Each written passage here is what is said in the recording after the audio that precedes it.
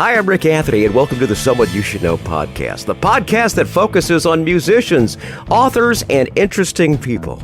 We like to say we're making a difference one artist at a time. So sit back, have a cold one, and get ready to meet someone you should know.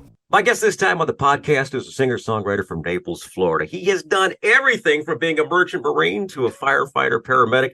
And on stage, he's opened for Billy Idol and Duran Duran and Roxy Music. Will you please welcome my friend Tim McGeary? Tim, welcome aboard, bud. Hey, thanks so much for having me. This is great. Yeah.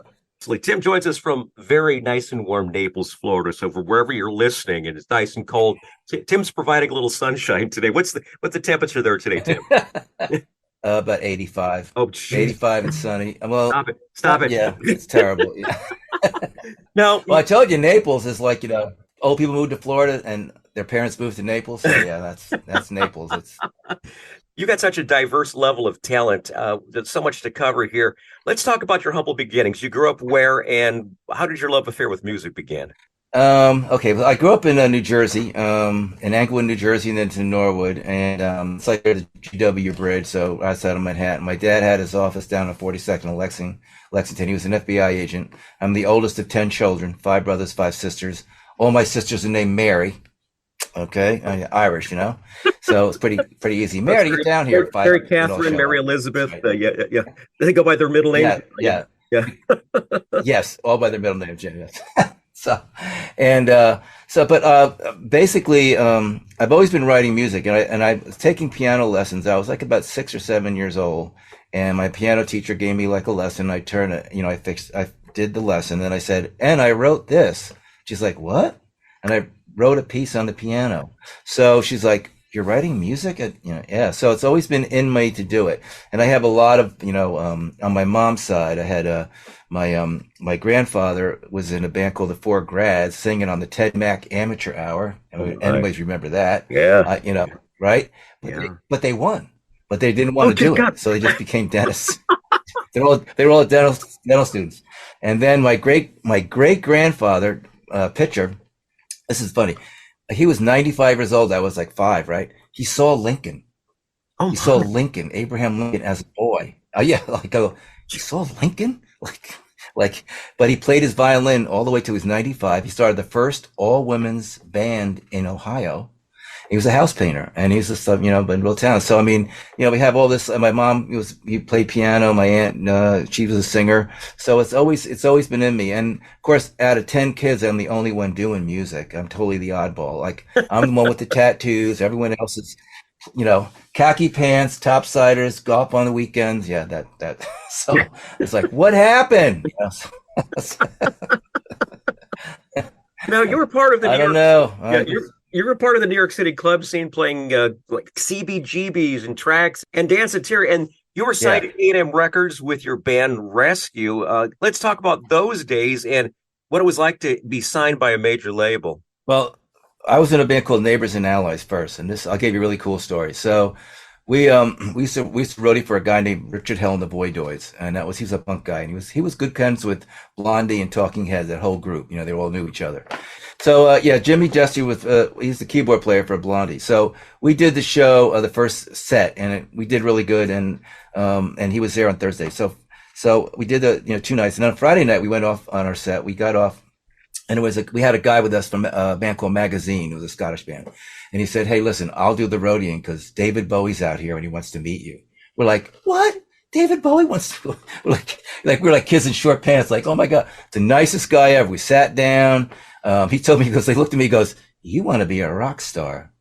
Guilty. Yes, I am. But we talked about it, and we talked about music and art. He said, I think you're the Mott the Hoople of the 80s. I mean, and so at the end of the night, he was leaving, and he goes, "What's that opening band getting paid?" And they said, "Well, they're not." And he goes, "Oh yeah, they are." He took $900 out of his wallet and paid us. Oh dear God, what a great story! I mean, yeah, and everyone I've known that's been.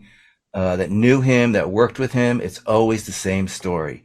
Totally professional, really into creation and art, and just a nice, good man. I laughed at one time. The other thing, guy asked us, "So what is it like being a rock star and married to a supermodel?" He goes, "What? Why, it's awesome. What are you talking about? It's great. I mean, are you kidding me? Yeah. So that was a really great night. So we were with a guy named Richard Goddard. He's the one who got the Go-Go's and a couple Blondie albums first. And he was like, but we couldn't get a record deal. We couldn't, we get 600 people show up our show. We couldn't, what's going on? Why are we not getting signed? Everyone loved it. We were like, New York's little, favorite little new thing. And we found out that actually Sire Records was offering us a deal, but Richard Goddard didn't think it was enough money. So he never told us. Oh, that's a nice thing. He doesn't think it was enough money. We're like, we couldn't get together. So, we all branched off. One guy went to our daughter's wedding. The other guy went to Neva, and I went to the band, and we started with a band with a guy, Paul McGarvin, called The Rescue. And it was originally called Single Strings. And then, but A&M didn't like that number. They didn't like that name. So they go, well, you have to change it. So he said The Rescue, which is sort of funny that it became a paramedic later. Yeah, there you go. Foreshadowing. I don't know. Yeah. Apropos.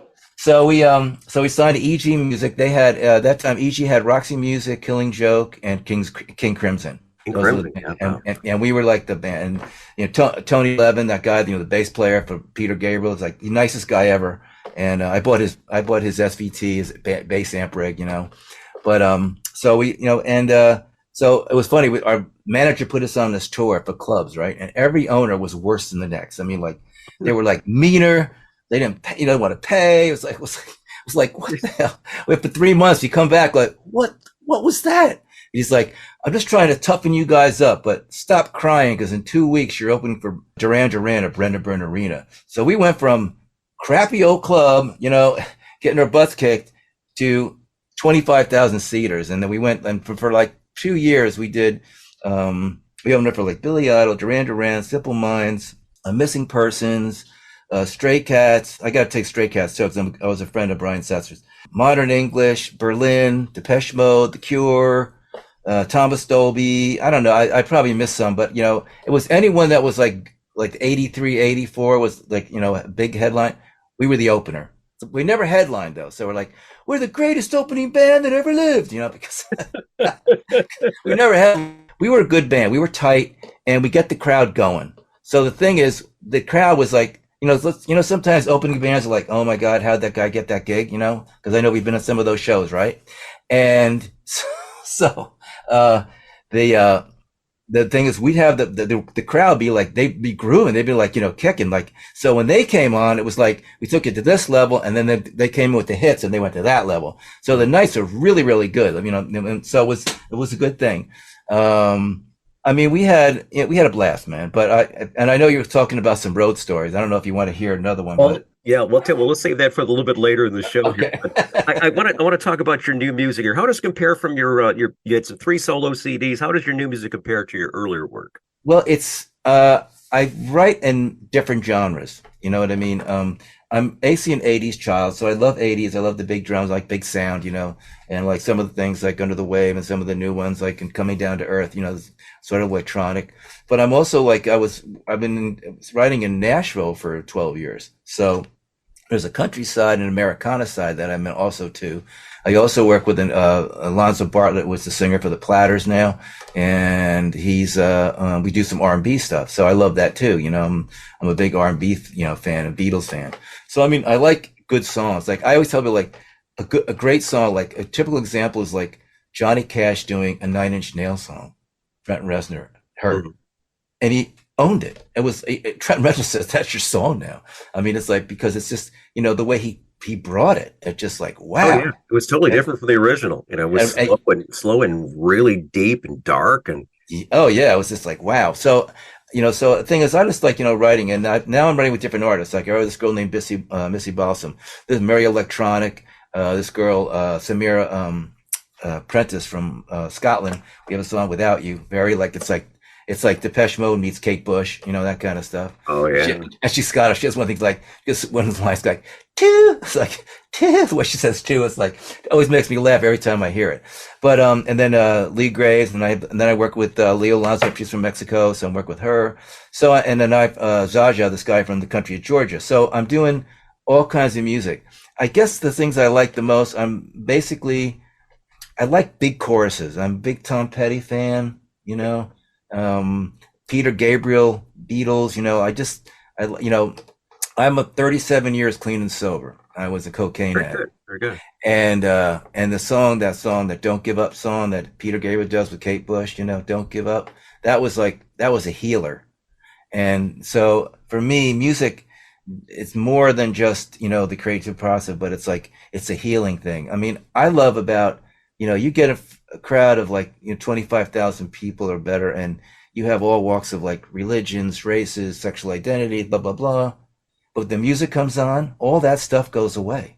Yeah. And everyone's into the music. It's amazing how that's a universal language. It makes no difference if what language you speak, or what your nationality is, or what your preferences are. Right. Music is the universal language. It's always a universal balm too, to help us through so much. Oh yeah. I want to feature one of the songs, the one newer songs. You just kind of alluded to it, and I just absolutely fell in love with when I first heard it, because it takes me back to 80s electronic. It's just so good. It is called "Under the Wave." I got to hear the backstory on this. I can't even tell you. I mean, it's so funny because I'm married 43 years this month. So Awesome. We have a great marriage, I mean, so we still like each other, it's that's amazing, right? Yeah. But I have all these breakup songs, and I don't know why I can do, but Under the Way, this is it's the whole thing is she's he's thinking she's saying hi, and she's saying no, she's saying goodbye. So Mhm. it's Under the Wave. And I just had this thing, and I had there was two guys from the Little River Band, and I played a show with them and another guy. And we actually, it was really fun because these guys, playing Lonesome Loser and, all these there's their hits. And so I love that harmony stuff I love harmony. So when this thing came in, I was I had the beat, and I love that Fine Young Cannibals thing. So I was that's what I sort of go for that a little bit. To this chorus, totally not like it should be. You know what I mean? Something that's going to be just twisted around. And I think it worked. I mean, it's getting played all here. Australia, they love it, and some other countries in Scotland, they're playing the heck of it, and Ireland and stuff. So I don't know. I mean, it's getting some mileage. I just keep on putting stuff out. Sometimes people they're more, but the backstory in that one is just, I don't know where that came from. I wish I had a great story to back that up, but it's just, I was sat in my studio, I got a groove, had ideas, and I just started moving with it, and it just sort of came together. And the listeners are going to love it too. I want to play it right now. Under the Wave from today's podcast guest, Tim McGeary, right here on the Someone You Should Know podcast.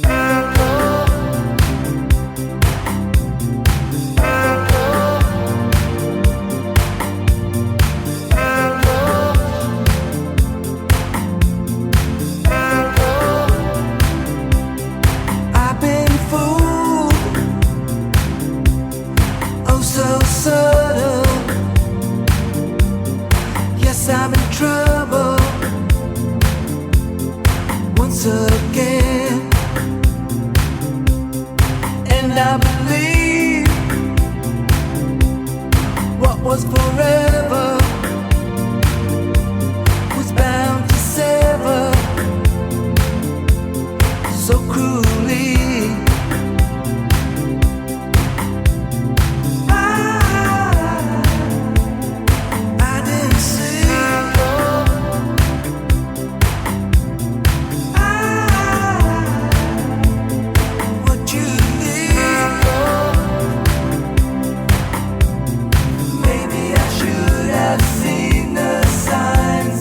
Under the wave of your goodbye. So what could I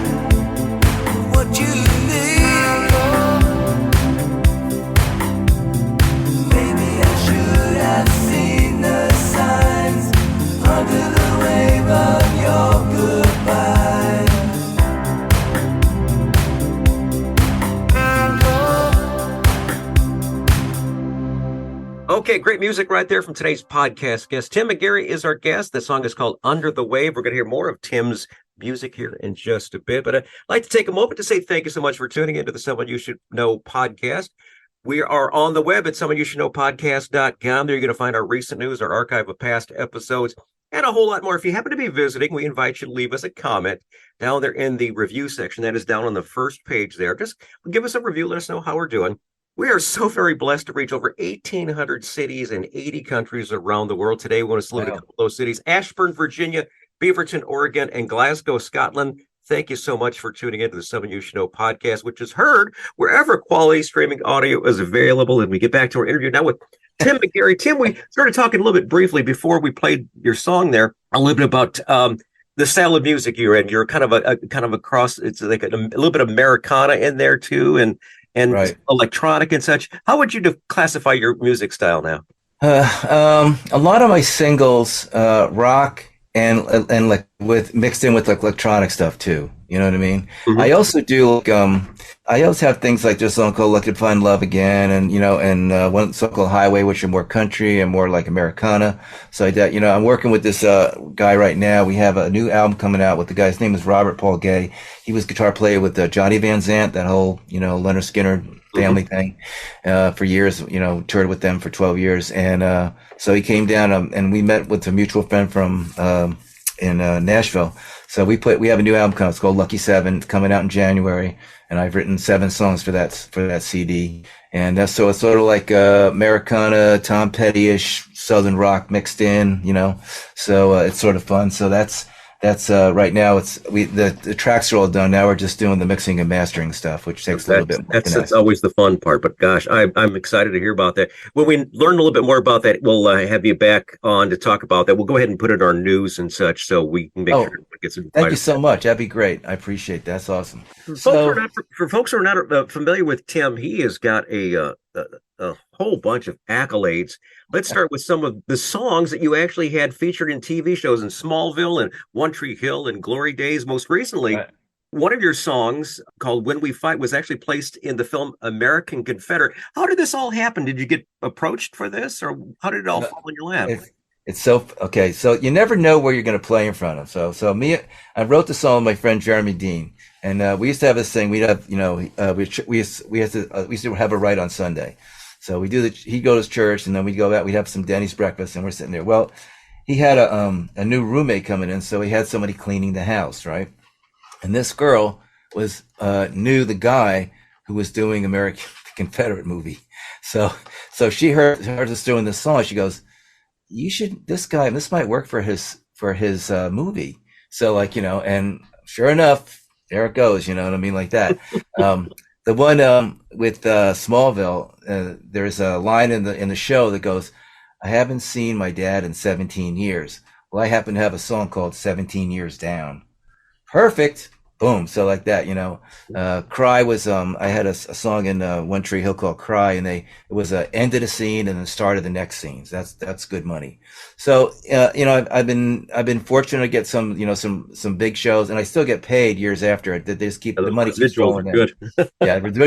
I love mailbox. Mailbox money is a sweet. When I got my first check, it was like, I don't know, like $3,000 or something. Like, and my wife goes, "Oh, you got something from BMI?" I go, "Oh, that's what I go. How much is it?" I'm like, "A little bit. Let me see it." I'm like, It's like, here it is. She's like, "Oh, good. We're going to pay some bills." It sure beats the Spotify money, because you can have like a million plays and only make like $15.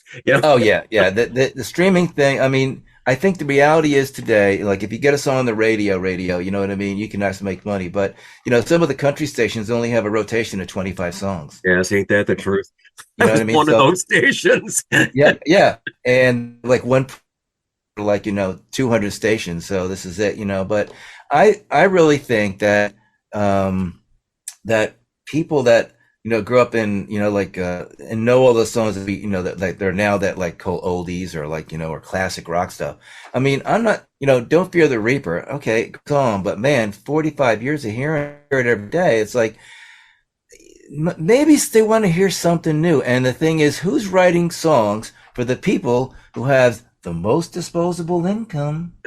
that love music like we used to, like, and it's them, and no one's writing music for them. So the thing is, I feel that, that the stuff that I'm writing is like the stuff that, I have young people that love it too, but also people my age, in the 50s and 60s and stuff like that, that love it too at the same time. So it's like, I think that's a forgotten audience, because they're so like, only young people will buy music. No, not really, So. And one thing I've learned, and this is something that I was told many, many years ago, there's no good music anymore. All the great music was in the 70s and such. But I've learned when I did this show originally in the late 90s, early 2000s, and today, there is still a wealth of good. Right. You just got to look for it. Yes, the radio stations do have that formula of making everything overplayed. But if you check out this podcast, it's basically to feature the good music that's still out there. And I got another great song from Tim coming up here called Lay Down With Me. Tim, what is this one about?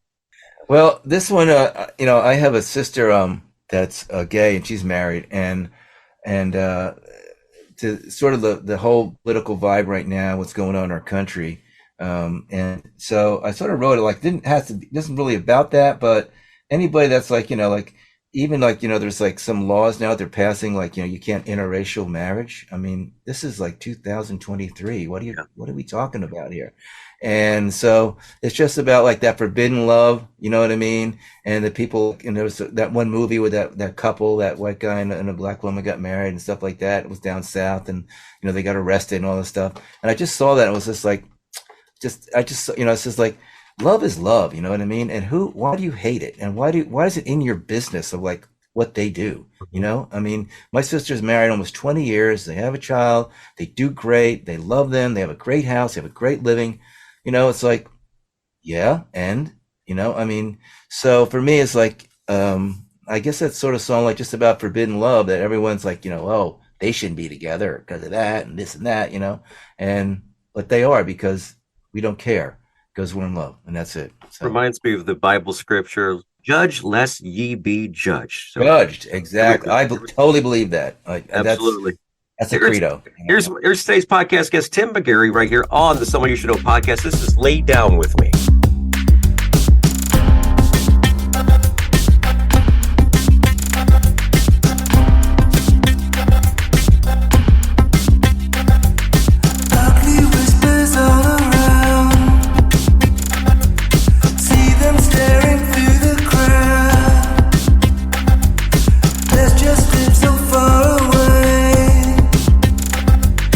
Never to be found.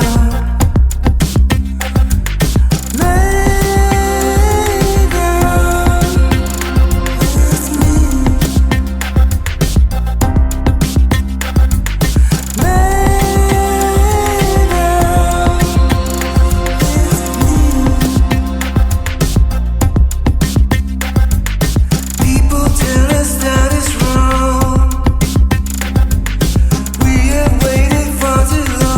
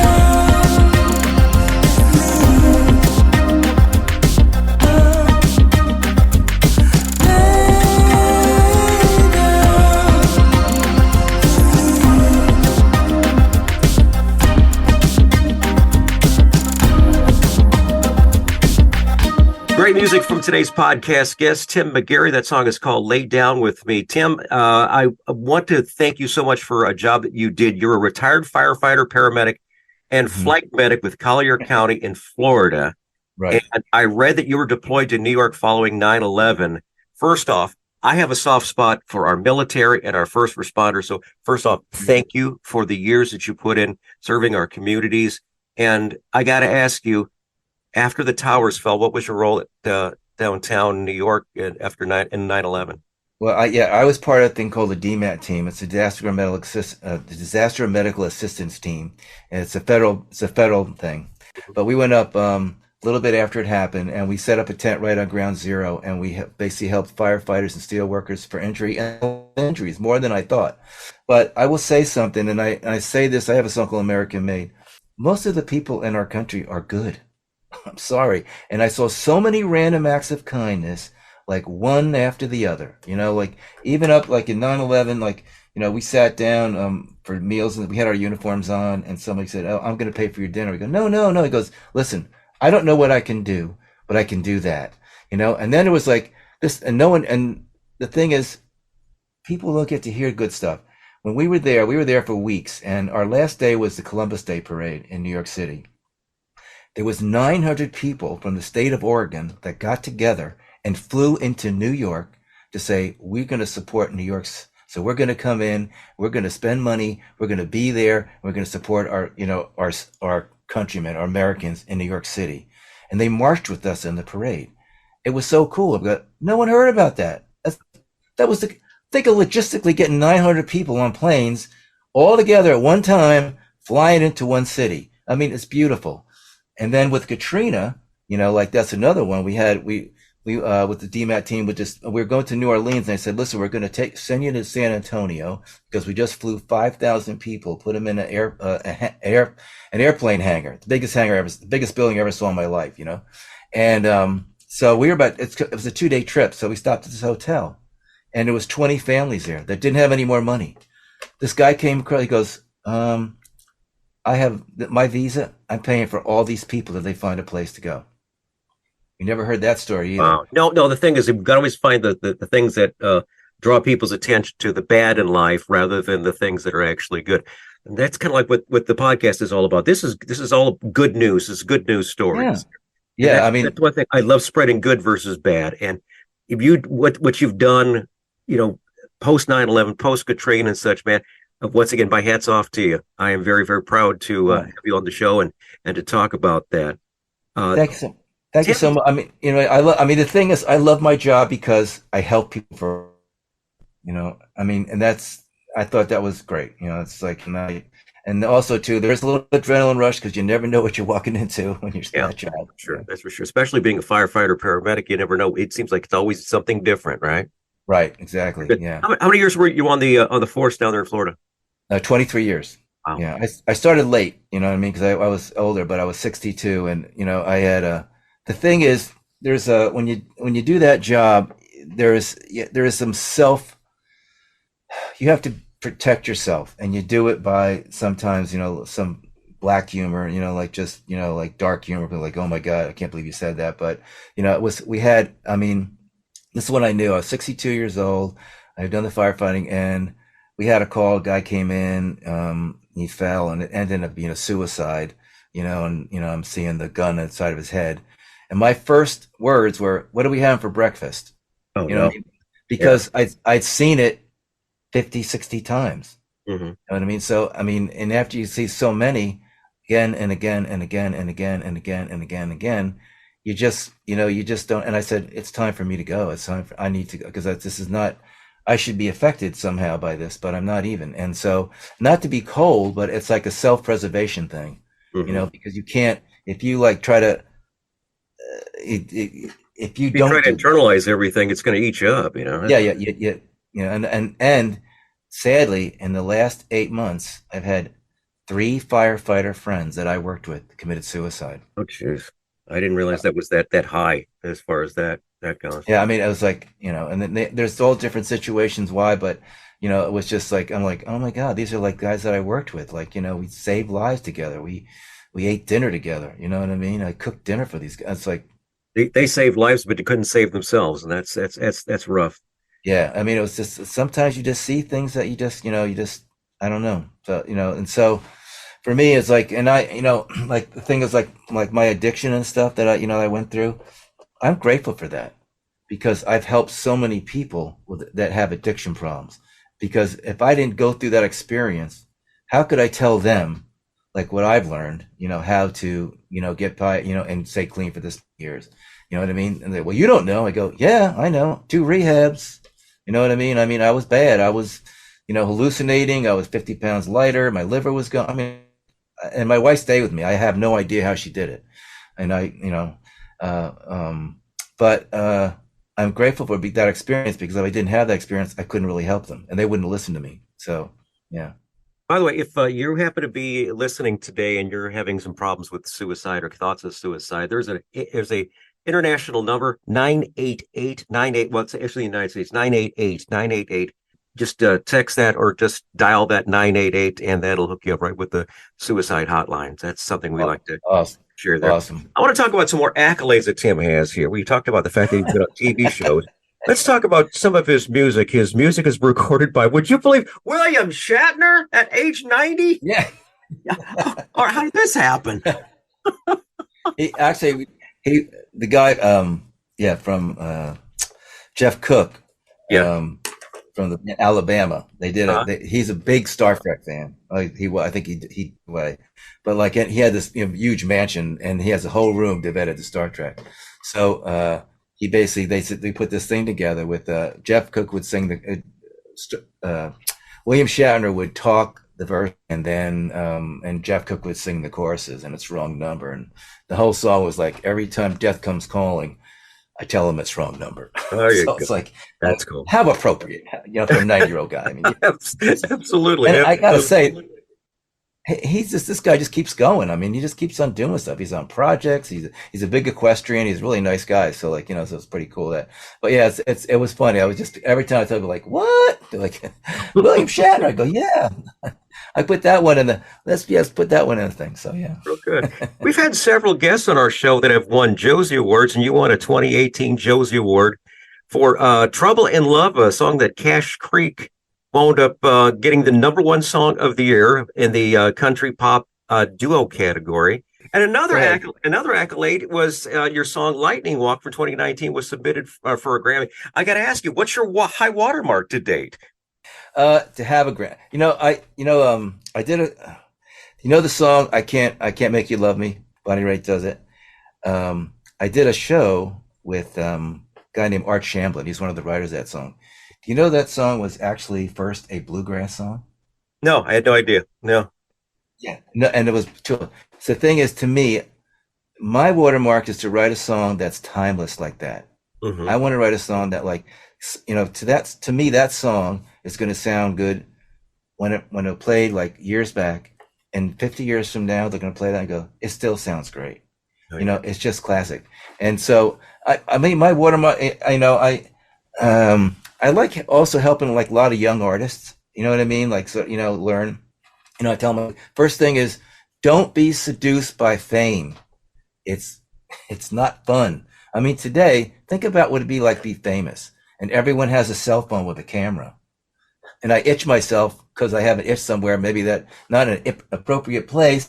And a guy that wrote the Friends in Low Places, Garth Brooks song, yeah. Run the Riot. Yeah. They made $11 million. Each one made $11 million. Never left the house. Oh. They could walk in. You know who they are. You know what I mean? They're friends with Garth. You know what I mean? They have fun with the artist. So the moral of the story is, but I do love performing. I really do. And the thing is, doing it for a long time. It's like I've learned by watching other people. And that are really good and professionals.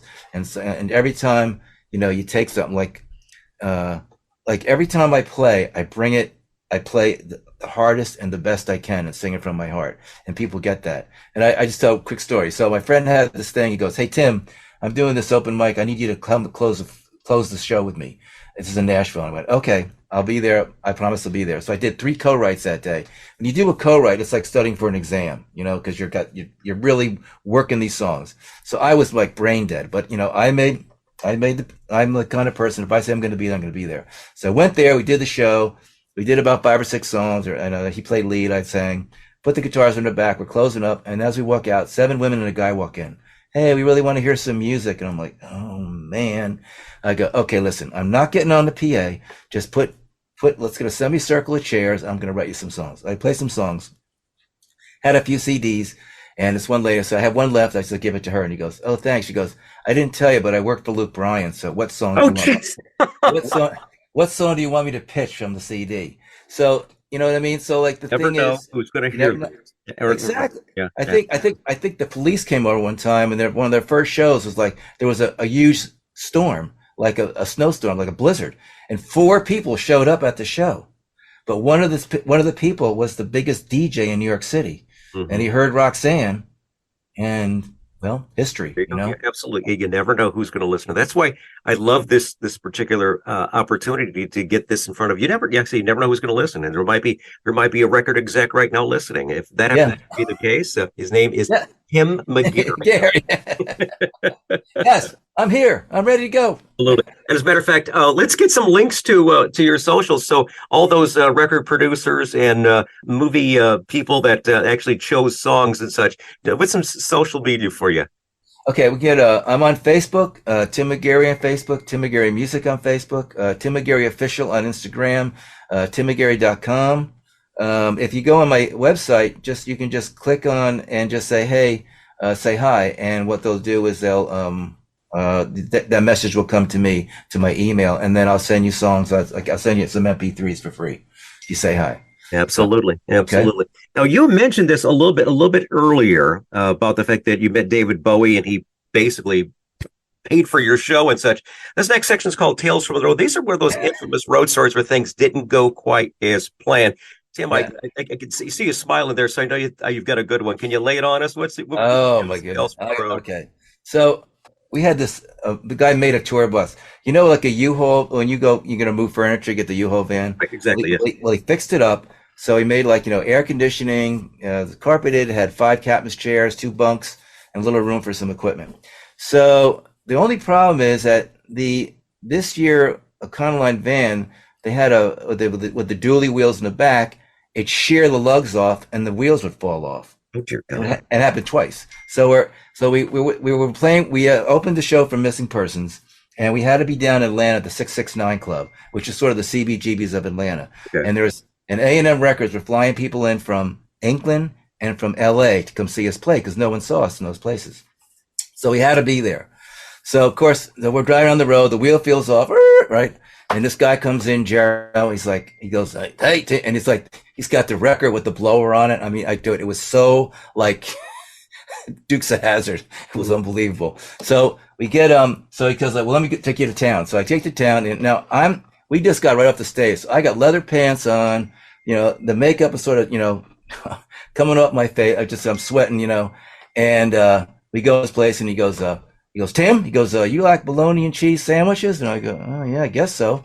So this guy gets this thing, this bologna, it's like giant, right? Yeah. Takes this 2-handled blade, like a 2-inch thing of bologna, then one with the cheese, and puts them on a Wonder Bread. I'm like, oh my God. So I'm in there, and there's a van outside. I go, hey, who owns a van? The guy goes, I do. What's your name, man? He goes, Orville.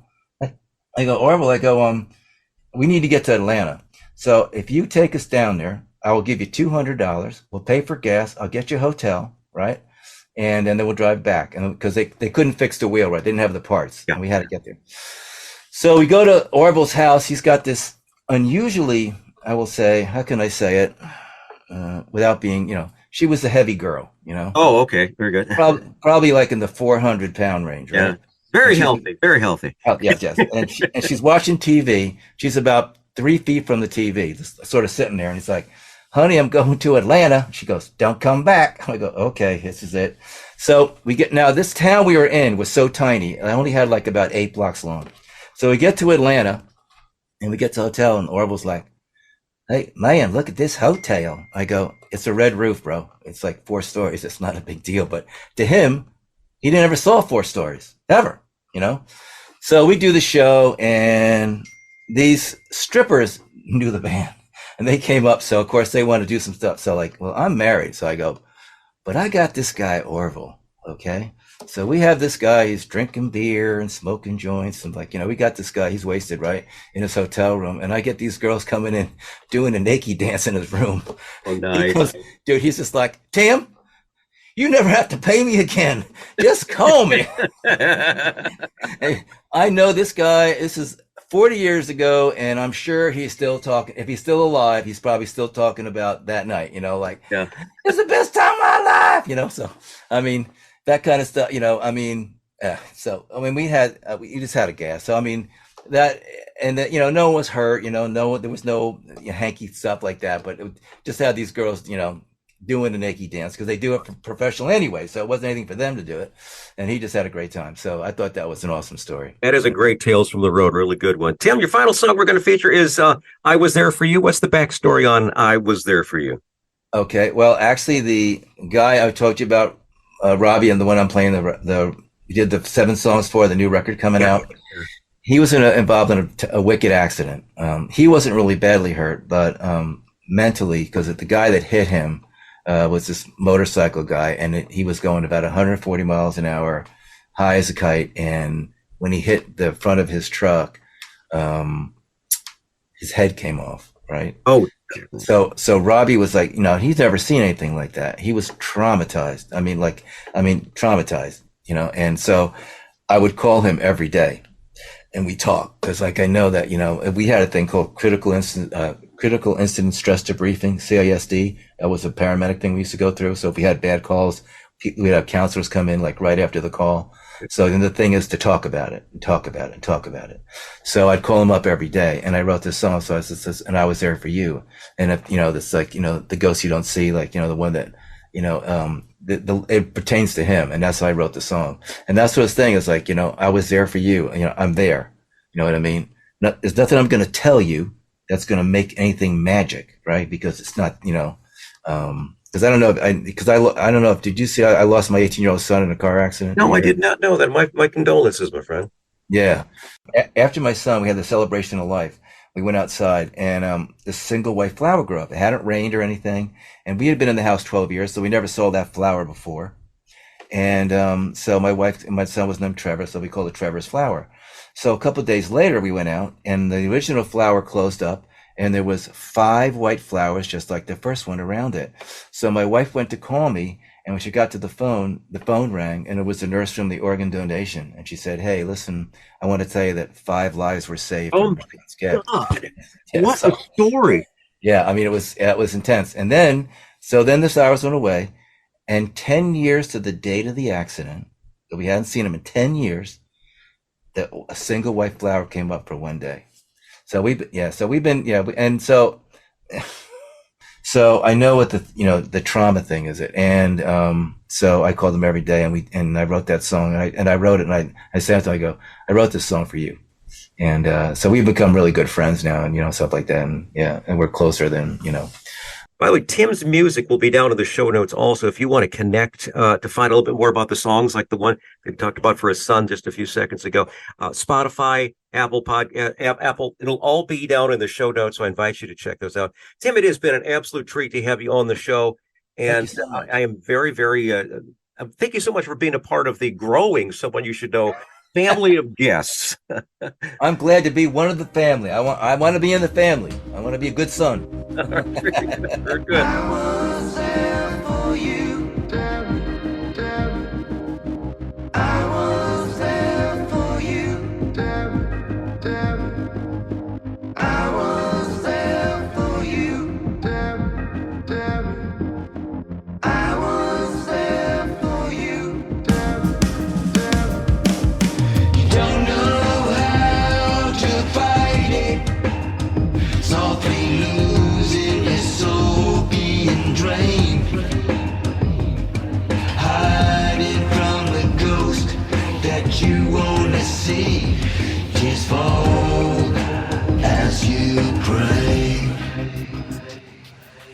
I was there for you.